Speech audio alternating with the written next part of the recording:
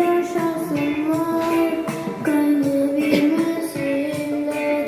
Onlar bir melektir, şirindir, geçemezdir sanki.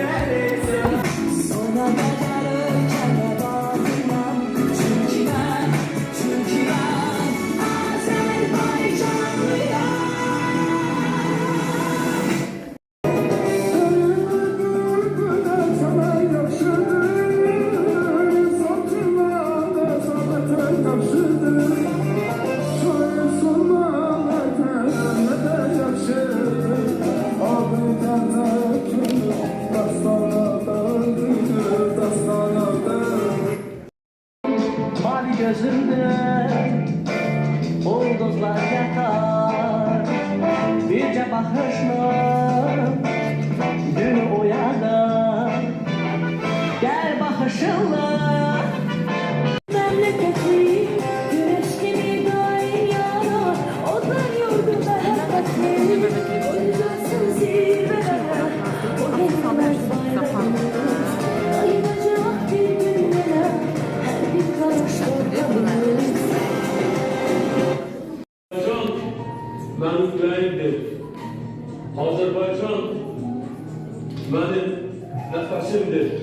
Azerbaycan benim en büyük şan. Yurdum, yuvam, meskenimsen. Kızımın yarış sona çatdı. 3. yerin sahibi 7Y sinfidir. Təbrik edirəm. Aferin sizə. 2. yer 7C sinfidir. 1. yer isə çox xal fərqi var. 3 xal, 29 balla 1-ci yerdə. Təbrik edirəm sizi.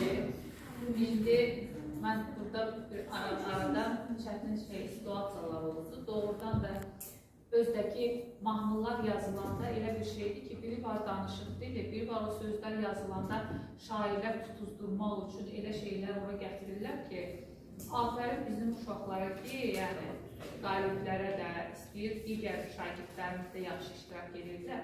Həm dinləyirlər, həm anlayırlar, eyni zamanda da orada qrammatik qaydaları tətbiq edirlər. Halaldır sizə, özdə qısa vaxt ərzində doğrudan müzakirələr gelinə qədər siz işi tamamlayırdınız. Yəni, oxumaq belə şeydir, yaxşı oxuyanda hər şey yaxşı olur. Təşəkkür edirəm mən bizim müəllimlərimizə, Aynur müəllimə başda olmaqla, müşkülər heyətinin üzvlərinə, onun deyəsən təklifi olub, sonra genişləndiriblər bu yarışı birlikdə. Onu da siz həmişə birlikdəsizdə. Həm də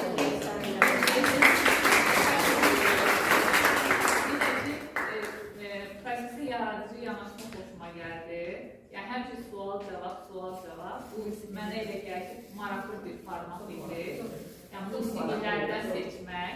Həm musiqilər bizim zövqümüzü oxşadı. Musiqi seçimləri üçün də təşəkkür edirəm, xüsusi. Həm vətənpərvərlik nəzərə almışdınız müstəqillik günü ilə əlaqədar, həm də ki, çox yaxınlı müəllimlər baxmamışdılar ki, onlara hansı köməkçi nitq hissələri sərf edir, o mahnıları versinlər. Yəni, həm də zövqləri də düşünmüşdülər orada, qəşəng mahnılar seçmişdilər. Çox sağ olun, müəllimə təşəkkür edirəm. Mən həmişə fəxr etmişəm. Bugün də fəxr edirəm ki, mən Azərbaycanlıyam.